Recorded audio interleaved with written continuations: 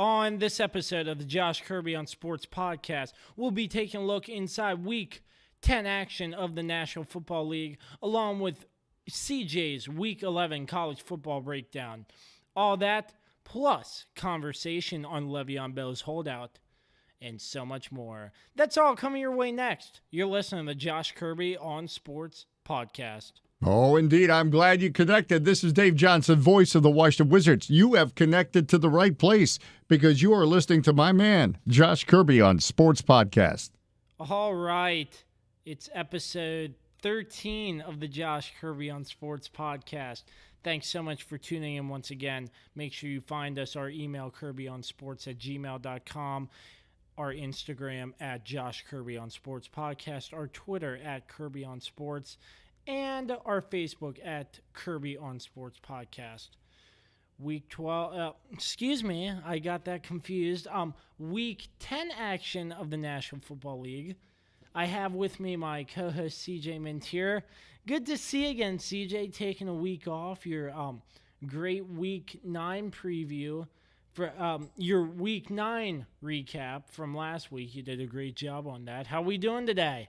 It's a cold one out there, Josh, but that last week's podcast, I really went in depth on those games because that was a good week of football. But this week was even better, especially with the whole situation with Le'Veon Bell now being over with.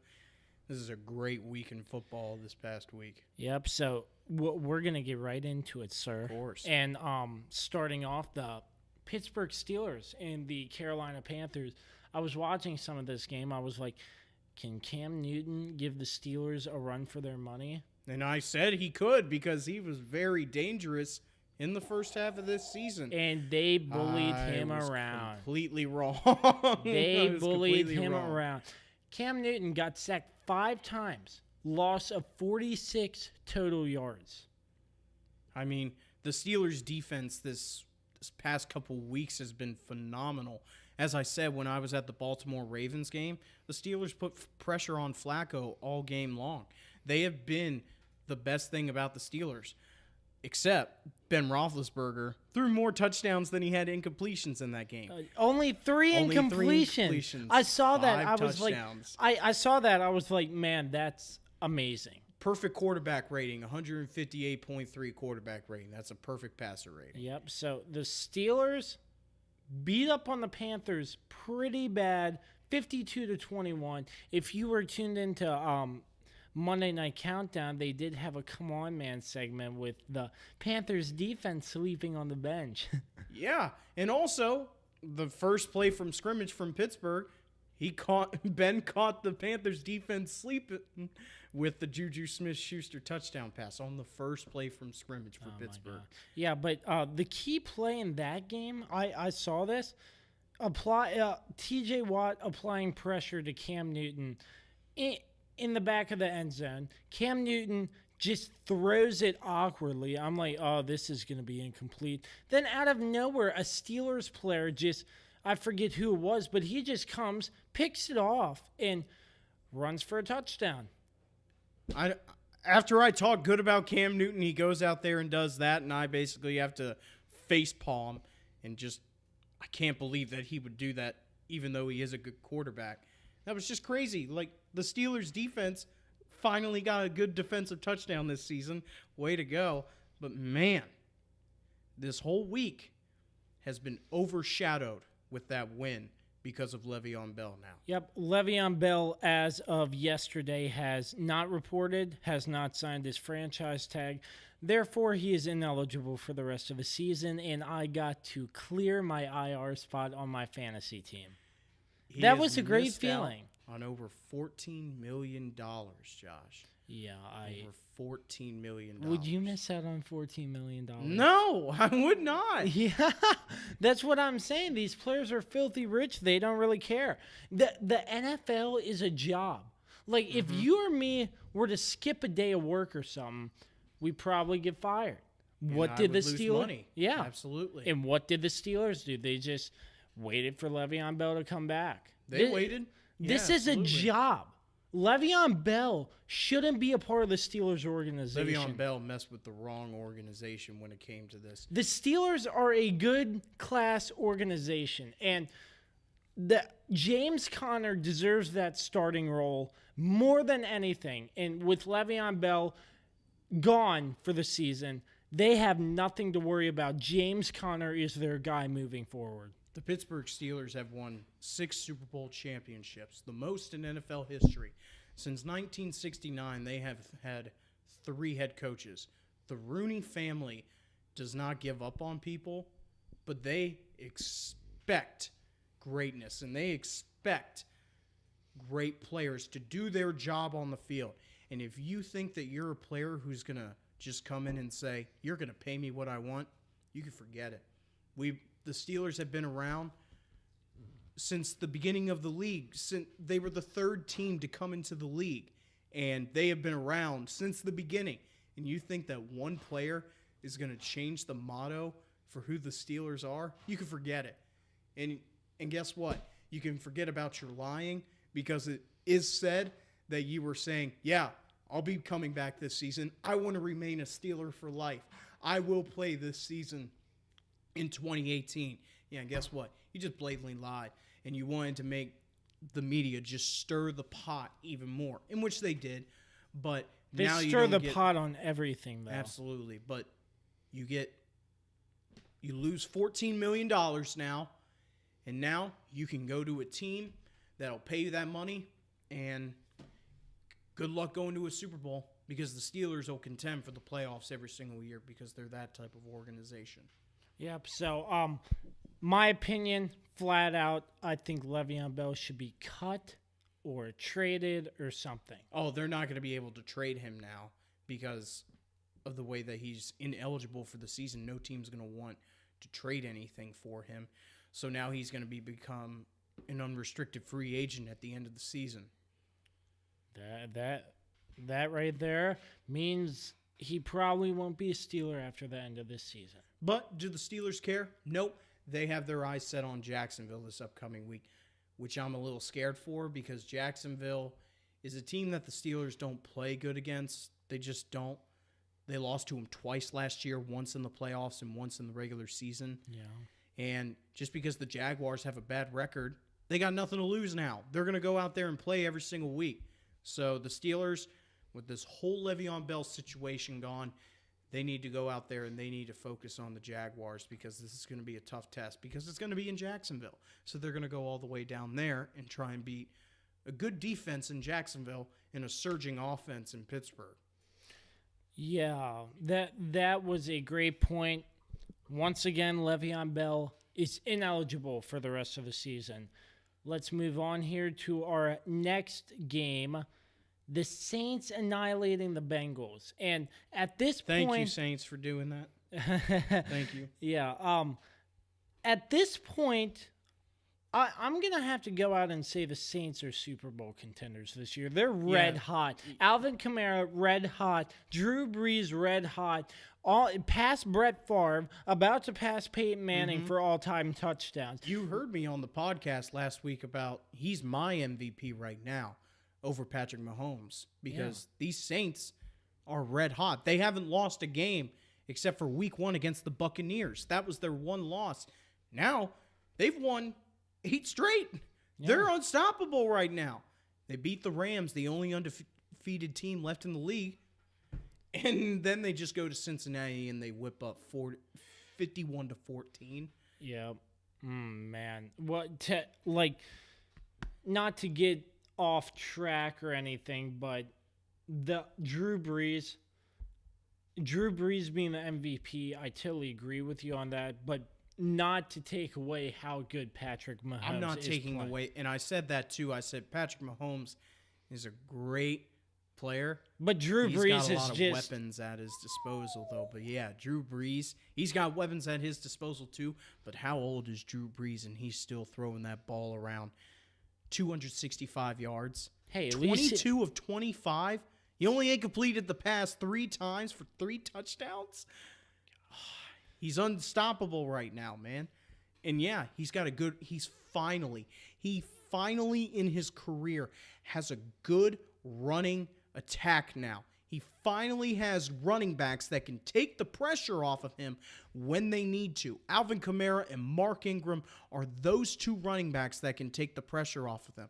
That was the thing back in their Super Bowl year. They had Reggie Bush, and they also had Deuce McAllister. They had good running backs that could take the pressure off of Drew Brees and allow him to pass the ball very well, but they could also have a good running attack. They also had Pierre Thomas. This year, they got Alvin Kamara and Mark Ingram. Those are two good running backs. The Saints, they're red hot, and they're going to continue to be red hot the rest of this season with that offense. Yep. Really quick, if you had to rate the quarterbacks right now, like top five. Top five Yeah, right now? What's your top five? It goes Drew Brees, Patrick Mahomes. Big Ben's playing very well right now. I would have to put him at number 3. I'm not being biased. He's just playing very well. I could agree with that. He's 4th in the league in passing right now. Number 4, I still got to go Tom Brady. Even though they lost, At least Drew Brees is better there. than Tom Brady. Right now he is, yes. This season he is. And then I would go Aaron Rodgers because he's still a gunslinger. Yeah. He's still a gunslinger. Yep. Yeah. No question. But those are my top 5 right there. Number 6, I would put Matt Ryan. He's just a little bit behind A-Rod, but those are my top 5 right there. All right. Well, that was a 51-14 blowout. Let's move on. Here's a game I think you will have a lot to talk about. The Browns knocking off the Falcons after the Redskins lose to the Falcons. How do you go from losing to the... That just speaks volumes about your Redskins. Unless it must or something. But I have to say, Baker Mayfield is the real deal. He is. Like, when people say that he's a troublemaker, yeah, he's a little bit of a show-off. But guess what? He's no Johnny Manziel. This kid can play football. Johnny Manziel was not that good of a quarterback coming out of college. But the Browns still selected him in the first round. In the first round, you select Johnny Manziel.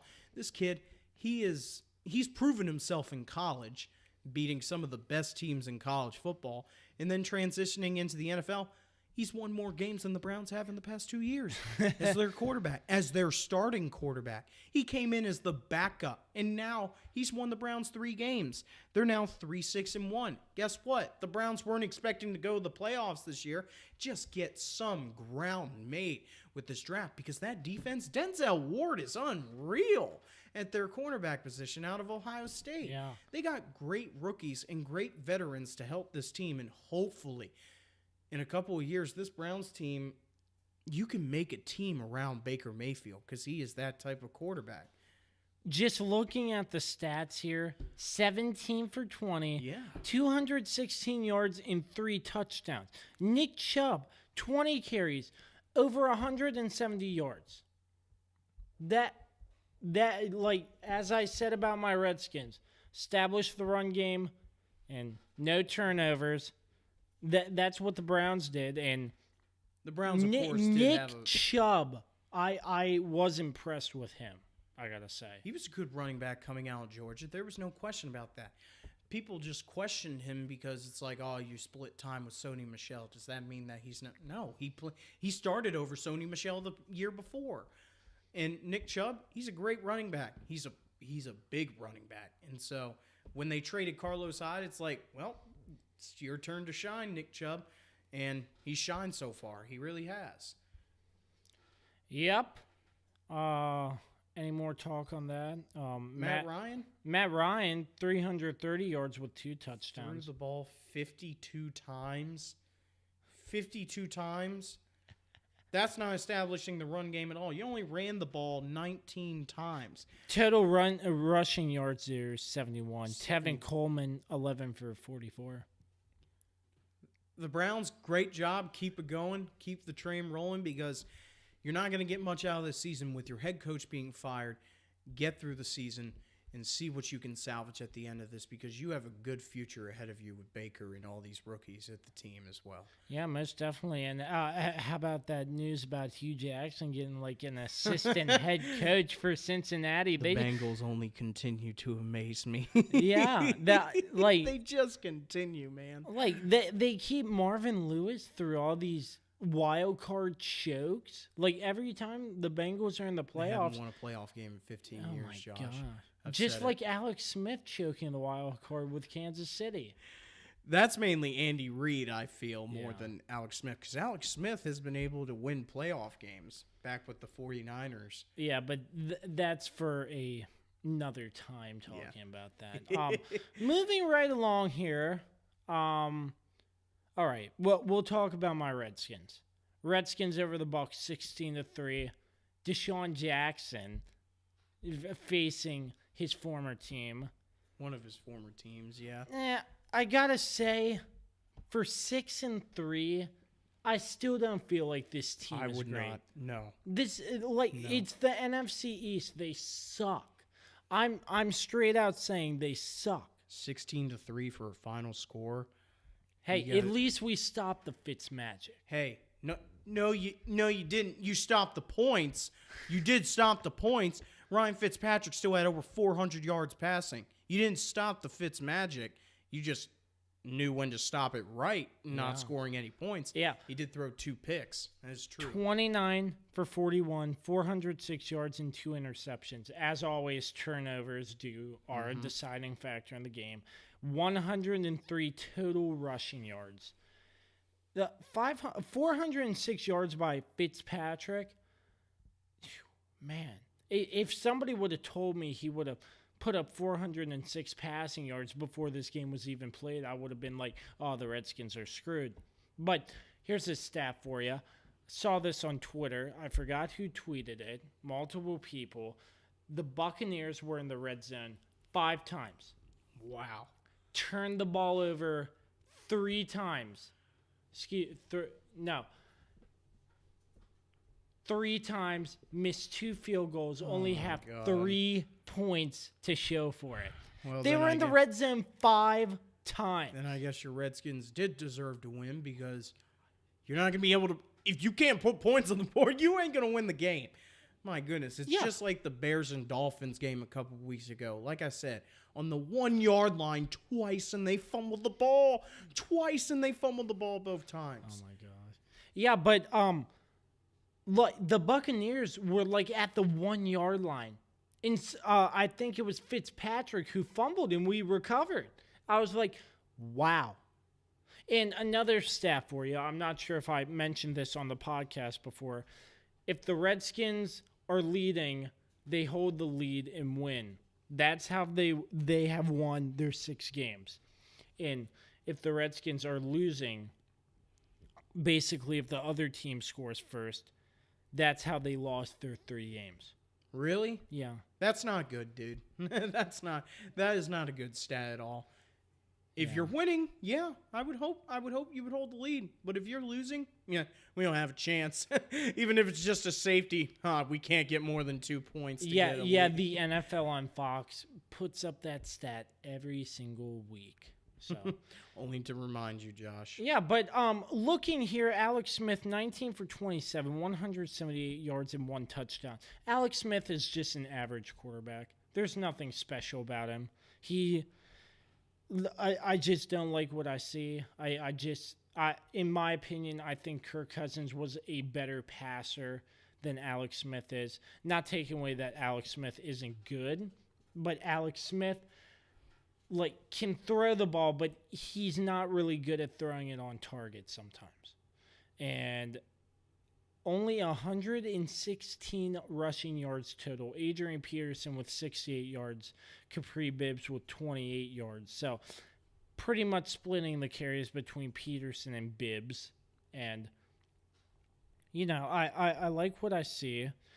We're just getting too many injuries, though. Like, with Brandon Sheriff out and, who else? Sean Laval. Our offensive line played really good. They stepped up. And another report I heard, they lost another offensive tackle, I believe, Jaron Christian Sr. So Redskins are going to have to push through it somehow, but they did step up amazing in that game. Like, they gave Alex Smith so much time on some of the plays, and I was amazed. I was like, how are the Redskins playing this well? Mo Harris doing a great job receiving for the Redskins. 5 catches, 52 yards. Jordan Reed stepped up, 4 catches, 51 yards. And Josh Doxson, 4 catches, 46 yards. That, I'm liking it. The receivers are stepping up. Crowder was out again. Richardson's out for the year. It's crazy. And fumble recoveries. Ryan Kerrigan with 1. Clinton Dix with another. And Josh Norman. He made an interception on like the first drive of the game. Wow, he finally did something. Like I said in the last podcast, I hate Josh Norman. I still hate Josh Norman. Hey, how about Virginia Tech Hokie Greg Stroman with an interception running it back 23 yards? That was good as well.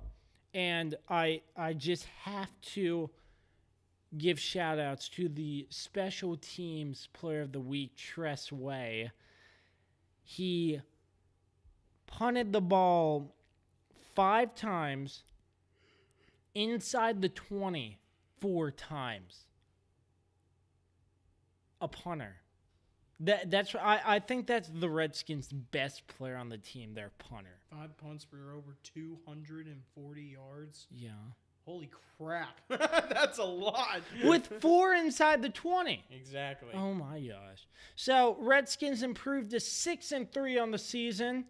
16-3 the final score. Next week is homecoming. The Houston Texans come to town. I don't know what to think, but I'm sort of scared. Yeah, I'm scared. I'd be scared. Deshaun if you Watson. Want to prove your no-fly zone or whatever you guys call it now. Oh, I don't call it no-fly zone anymore. I just thought it would be a no-fly zone against Atlanta because Clint Dix came in, but, it is what it is. Moving on here, the Titans beating the Patriots. Oh, my goodness. I know you probably have a lot to say about this. I really don't get the Titans, man. I don't. How do you beat the Patriots by 24 points? Well, no, I know how you beat the Patriots because you use Tom Brady's one weakness, pressure. When you pressure Tom Brady and you force him into those bad situations, it gets to him. It really does. And for me, the Titans did that a lot this game.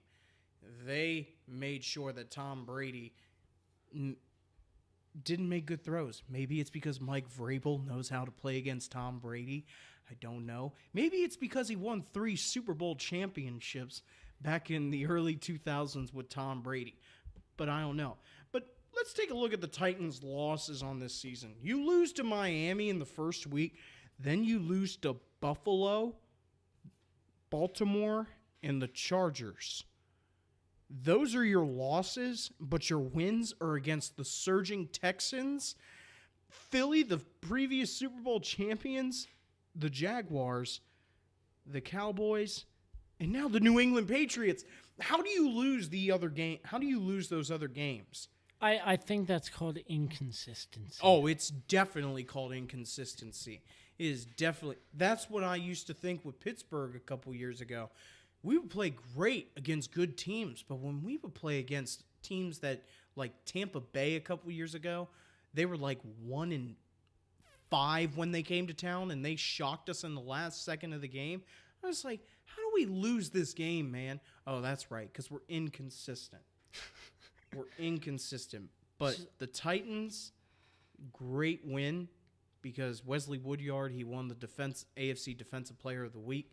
He had, I think it was 12 tackles against the Patriots, but they shut down the great offense that the Patriots have with Josh Gordon, Julian Edelman, Chris Hogan, and all those boys.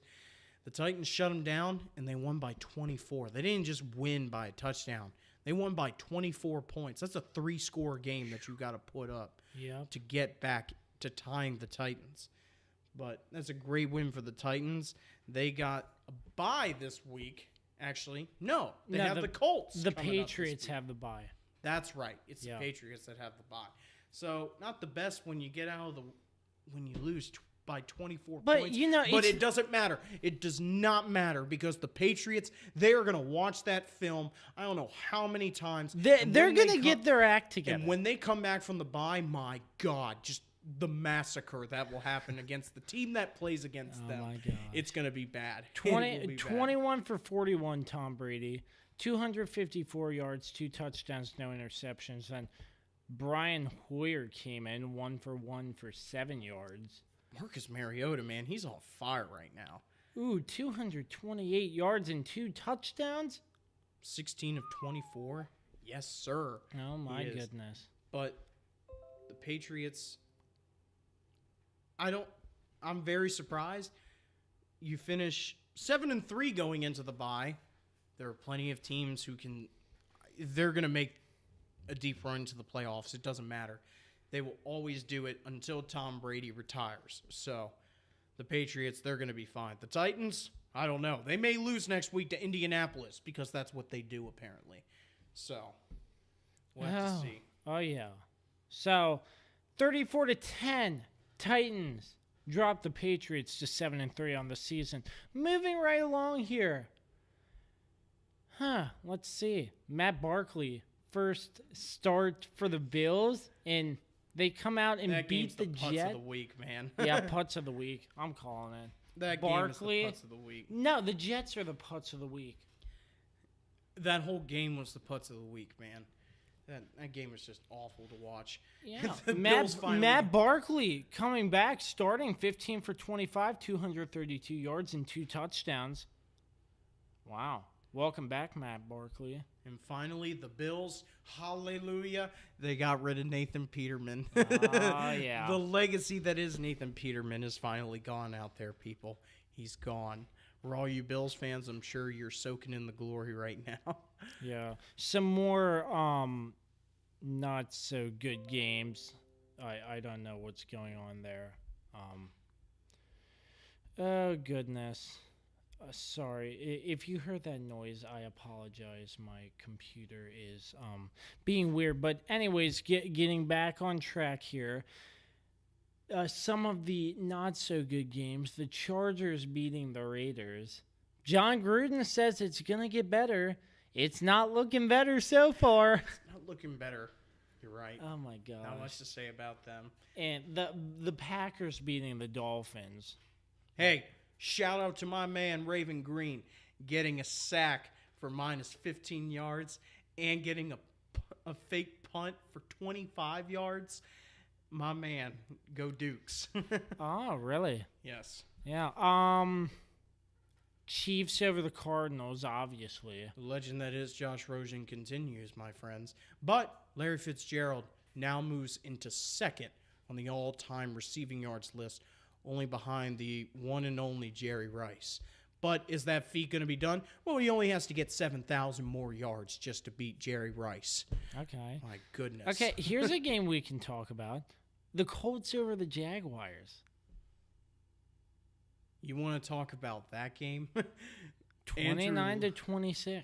Andrew Luck, keep pouring it on the Jaguars because the reality is only going to hit you even harder when the deeper season comes in for you, because the Colts, they're going to make the playoffs here probably in the next season, because Andrew Luck, he's looking good again. Mm-hmm. Coming back from that injury that was nasty, he's looking good again. And to play against a good defense like the Jaguars, that's a very good job by the Colts. Yeah, definitely. Andrew Luck, 21 for 29, 285 yards, 3 touchdowns, 1 interception. Man. And Jacksonville, I feel like Jacksonville's an inconsistent team too. They're back to what they were. Yep. Only reality just keeps hitting them. Blake Bortles threw for 320 yards with 2 touchdowns. That was a close game, but moving right along, the Bears and the Lions. sort of a close game. Hey, the Bears, they have 6 wins now. Josh, in the past 2 years, the Bears had 8 wins. The Bears are in first place in the NFC North. Yeah. You know how tough that division is on a year-to-year basis when the Packers, the Vikings. Yes, I know. And the Lions thing are really. I was like, and the Lions out there, yeah, they're out there. In the they're just they're no, but around. When the Packers and I said Lions again. Packers and Vikings. Like last year when Case Keenum was on the Vikings and the Packers were looking great. Yes. Those were the only 2 teams, but now it's the Bears' turn. Yes. The Bears lost that heartbreaker week 1 against Green Bay, but the thing about that game is that it's week 1. You're still working out the kinks as a team on the field, getting used to each other. That's your first real game on the field in a game situation, and you're put into Aaron Rodgers. I guarantee you, when the Packers come to Soldier Field, that is be a different not story. going to be a good game for the Packers. I am telling you right now, because they are going to remember everything that Aaron Rodgers did, and they are going to say, we are not going to let up on him one bit. That is not going to be a good game for the Packers. The thing I like about the Bears is the relationship between Matt Nagy and Mitchell Trubisky. Mitch Trubisky is such a young gunslinger that you can tell that he's trying to change out there on the field, and Matt Nagy has that type of relationship with him, because Mitch Trubisky, he still makes throws that you're like, why would you make that? That was an awful read, but you still see Matt Nagy talking to him, letting him know, listen, you don't have to force it every single time. Just do you, because he's an athletic quarterback. He's a great runner, too. But Matt Nagy, he was the right coach for them to pick. Definitely. Right coach for them to pick in. Yep. Mitch Trubisky, 23 for 30, 355 yards and 3 touchdowns. He also had a running touchdown as well. Yes, he did. Wow. So, 34-22, the Bears improved to 6-3 on the season.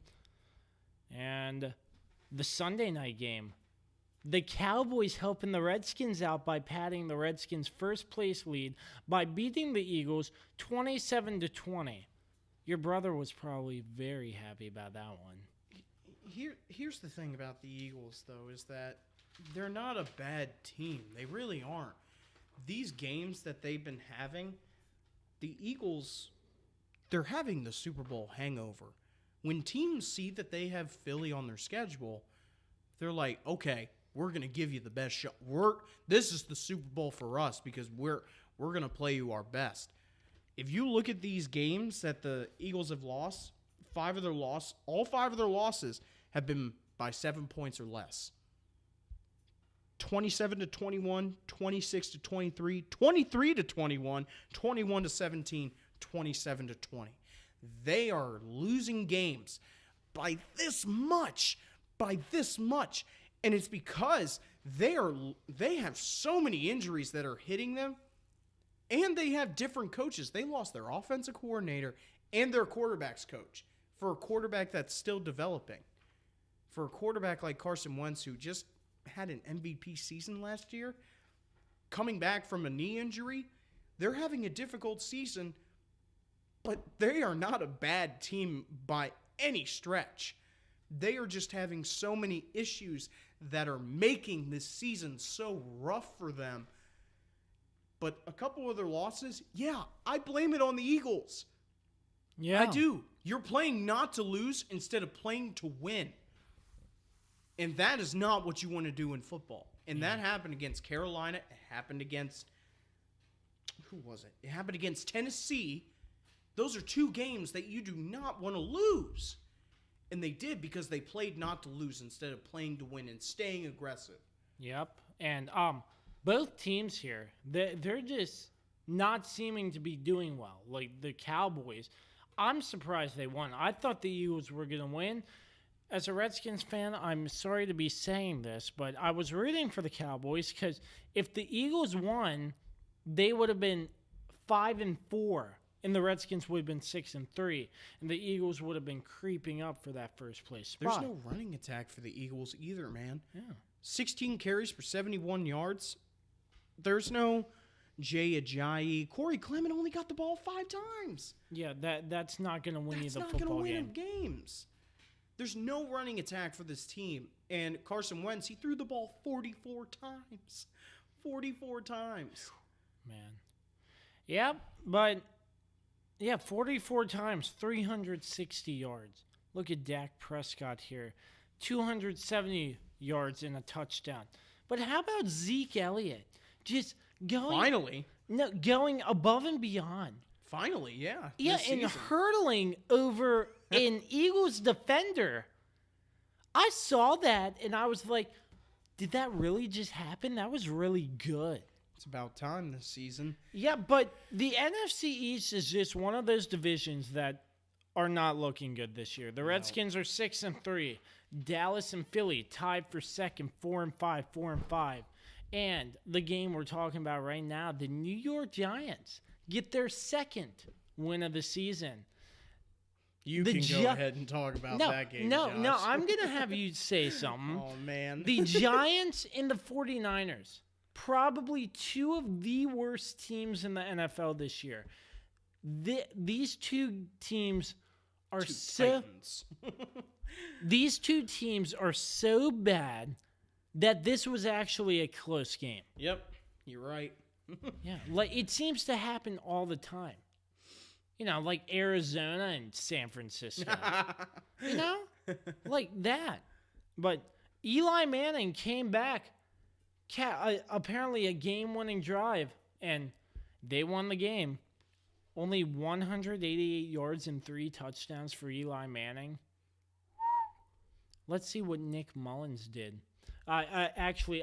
Going back to last week, I do love your take on Nick Mullins because, wow. Came in, first time ever, rookie, I'm assuming, and wins the game. Yeah, I was very shocked. The 49ers weren't expecting much from him, but they blasted the Raiders. They didn't have a chance. And Nick Mullins just comes in. just more crap being thrown at the Raiders, but what can you say? Yeah. Nick Mullins comes in and gets the job done. Yep, and Nick Mullins this week, only 250 yards, 1 touchdown, and 2 interceptions. 124 yards total rushing for the 49ers. Saquon Barkley, 20 carries, only 67 yards. Why aren't they giving him the ball more? I couldn't tell you. Maybe it's because they realized that he just wasn't gaining any ground against the 49ers. Gosh, wow. But that was probably runner-up for putts of the week right there. Probably, yeah. Yep. So that's week 10 for you. Notable games, week 11, the Packers and the Seahawks on Thursday night. People are saying that's going to be a good game. I think that's going to be a relatively close game because, wait, why are we done with week 10? We didn't even talk about the Los Angeles Rams over the Seattle Seahawks. The Seahawks gave them a run for their money. Yeah, but also the Rams put that loss behind them against New Orleans, and they said, okay, we'll lose one game, but we're going to still contend for the NFC. And Jared Goff, man. 318 yards, 2 touchdowns, 28 for 39. I feel so bad because 2 years ago, that Rams offense was absolutely putrid. Watching the Rams was like watching paint dry a couple years ago. Jared Goff just did not look like the number 1 overall pick. The Rams were the laughingstock of the NFL, 32nd in the league in total offense. And then last year, Sean McVay makes them probably the most exciting team in the league, turns them into the number 1 offense, and now they're only continuing, and they're going to keep continuing. And Jared Goff is a great quarterback for the Rams. He is a good quarterback for the Rams. Absolutely, I agree 110% with that. So the Rams, 9-1, they're going deep into the playoffs too. Mm-hmm. I wouldn't be surprised if we see in NFC East in NFC Championship game the Rams and the Saints. Another matchup. Yeah, I absolutely agree. Yeah, that I feel like that could possibly happen. But Seattle, wow. And I'm not sure if you watched that game, but Floyd Money Mayweather didn't Yeah, get... he got 2 balls. He got two, got 2 game balls. One from each. Yes, sir. I was like, oh my goodness, Floyd Money Mayweather sitting in the right place. You know he's got a lot of money when he gets front row seats to an LA Rams game. Floyd Money Mayweather. I know, it's only his middle name. Yeah. All right, so now, that's going to cover it. Notable games week 11, Seahawks and the Packers, as I was saying earlier. I think that's going to be a good game. What do you think? Seahawks and the Packers, I see the Seahawks winning because it's in Seattle. The Packers don't That's a play tough well in place to Seattle. play. Yeah. Tough place to play. Going back to their history, the Fail Mary, Matt Hasselbeck's we're going to win the game. He throws a pick 6. The championship game, Packers Seahawks. Yeah, that was the NFC championship game a couple years back. Another notable game I want to talk about, the Chiefs and the Rams. On Monday night. 2 9-1 teams. Yep. That's the game to watch. That is a game to watch, my Patrick friends. Mahomes and Jared And Goff. I don't have to work that day. Do- Heck yes. I have a feeling the Chiefs might come out on top. I don't. Really? Because here's my reasoning is because my dad said it best is that there's teams out there who know that they have a great offense and have a terrible defense. And so all they basically tell their defenses is like, look, we'll outscore them. We'll just outscore them. The Rams have an okay defense enough to stop them a little bit, to stop that Chiefs offense. The Chiefs defense, nope. They don't have a chance against this Rams offense. They don't. They are the worst passing defense in the league right now, Josh. They are the worst passing defense in the league right now. And you think that the Rams are going to just have the worst game? No, they are not. That's why I'm saying the Rams will come out on top. Either way, I think it's going to be a dogfight. Absolutely. Yeah. No question. And some controversy. This game was supposed to be played in Mexico City. Now and they have to move it back to L.A. They moved it because field conditions were terrible. Yep. And also, it's going to bring in a lot more money if they bring it back to L.A. Yeah, probably. That's good ticket sales for that game. Yeah, but Mexico City? Yeah. That goes to say what great hospitality that is. Like, I don't know. Do you like the fact that the NFL is branching out to Mexico City now? Yeah, absolutely. You think it's good for the NFL? Yeah, absolutely. Bring football to more countries in the world. Yeah. Why not? Yeah, that'd be pretty cool. Mexico City, they played there. Who played there last year? I forget. I believe it was the Raiders and the Patriots who played there last year. Yeah, that was that's Monday night. So every Monday night Monday night games you get those, but that's getting moved back up to LA. So that's gonna be a great game to watch. Eagles and Saints. Keep on rolling, Saints. Texans and Redskins. That's a CBS game, 1 o'clock. Cowboys and Falcons. I hope the Falcons win.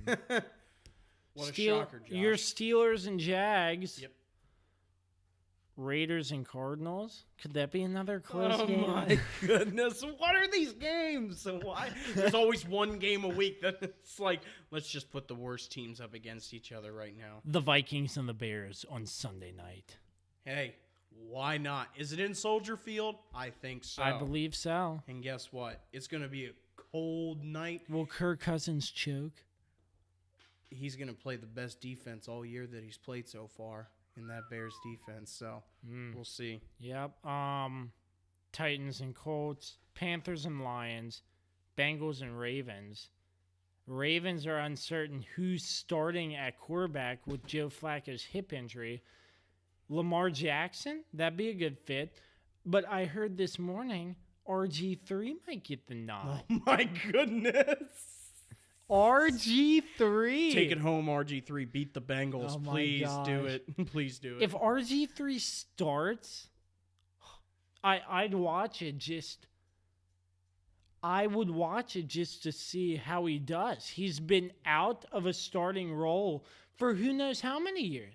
He's been without a job. This is his first year back in the league, and he's a third string. John Harbaugh uses He uses Lamar Jackson like backup quarterback, like receiver, wildcat. He uses him for everything. I'm going to be very surprised if I see RG3 in there. That's going to be interesting. Any other Week 11 matchups you want to look at? I think we've talked about football for long enough now, All NFL righty. style. Yep, 45 minutes NFL, and we are moving on. CJ, your college football breakdown. Go. It'll be a pretty short one today just because this past weekend didn't really bring much shock or that much interest. But always first, give my shout out to my James Madison Dukes beating Rhode Island 48-31. Rhode Island isn't even an island. They beat Rhode Island and they moved to 7-3 on the season. They got one game left against Towson University coming up this Sunday, and Flacco's brother is You mean the quarterback. Saturday? Yes, Saturday. That's what I said, Josh, right? No? Okay. Yeah, my cousin Saturday. actually goes to Towson, and she wanted me to come up for that game. Joe Flacco's little brother plays for Towson University, and he's their quarterback. Oh, my gosh. And so I hope Is my Dukes... Towson any good? Yes, they actually are this season. So it should actually be a good game. But I have to say that my Dukes aren't going to contend for the national title again. Yeah, the Dukes are rebuilding. They just need to put some puzzle pieces together. North Dakota State has been dominant this year. A physically sound and mentally sound football team that doesn't show any sign of just falling off a cliff. They don't. I showed a picture of the trophy case to my dad. The trophy case that we have at James Madison. It's nice. It's got the national championship trophy, 2 of them, and then it's got the runner-up trophy, and then it's got a couple CAA championship trophies. And then I showed him the picture of the North Dakota State trophy case, and I was like, Dad, we will never beat North Dakota State for a very long time because this trophy case was ginormous. It had 6 national championship trophies, along with all the Division II national championships that they won before. This trophy case was just enormous. The Bison are the best team in the FCS right now, and I don't see anyone stopping them. But moving on to the FBS, Alabama just makes it look easy again in beating Mississippi State 24-0. I hate this scheduling, by the way. 24-0. I hate the scheduling. The college football playoff ranking system. Alabama's going. The train's moving right into the national championship station. And guess who they play this week? Who? The Citadel.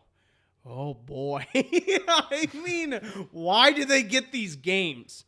I can already see another matchup between Clemson and Alabama for the championships. I can already see it. I hope Clemson beats them. I hate Alabama. Moving on to the next game, Oklahoma State lost to Oklahoma 47-48. You got mossed. Oklahoma State. I'm surprised that wasn't on You Got Mossed. They tried to go for 2 at the end of the game. I like the ballsy call. Oklahoma State's not going to make the playoff. You got nothing to lose. Go for 2. They couldn't get it, and so they almost pull off the upset against Oklahoma, but they couldn't get it done and lose 48-47. There's not that many good games coming up this week, Josh. There really isn't. Here in a couple of weeks, though, we're going to see some good games. West Virginia versus Oklahoma in the last week of the season, as well as the best game in college football, Michigan versus Ohio State at the last week of the season. And as I said, Ohio State is overrated, and I want to see Michigan beat the dog crap out of them that week. Because I am tired of hearing about Ohio State this and Ohio State that. They're overrated. They are this year. They are overrated. They've been overrated for the past couple of years. They get ranked in the top 5 every single year, and then they lose to teams that it's like, what? How did Ohio State lose to that? Because they're overrated. They are. They didn't lose to Iowa last year. They got beat by 30 points last year by Iowa. They lost by 29 to Purdue this year. And then they still got voted into the college football playoff a couple years ago, and they got drubbed then by Clemson. Like, it just doesn't make sense for me with Ohio State right now. But I hope that Michigan beats the dog crap out of them. I think that Oklahoma will lose to West Virginia because Oklahoma's defense is just, there's 11 guys out there, but they're like ghosts. They don't play, basically. They don't make any plays. West Virginia at least has a little bit of a defense, and I think that West Virginia will shock Oklahoma to finish out the season, and that could get them into the playoff, but I don't see Notre Dame losing the rest of the season. Same thing as Clemson, and same thing as Alabama, and then, of course, Michigan will have to see if they can win the last game of the season. So, but that's my breakdown for college football. There really wasn't much that was that big of an upset this past week for college football. Well, I do have to ask you, how you liking Virginia Tech now? They're just not doing so well anymore. I mean, I'm very happy about Virginia Tech.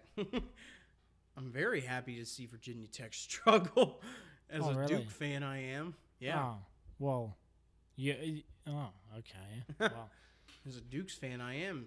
But Virginia Tech, after that loss to ODU, losing Josh Jackson, they're just going down. Exactly.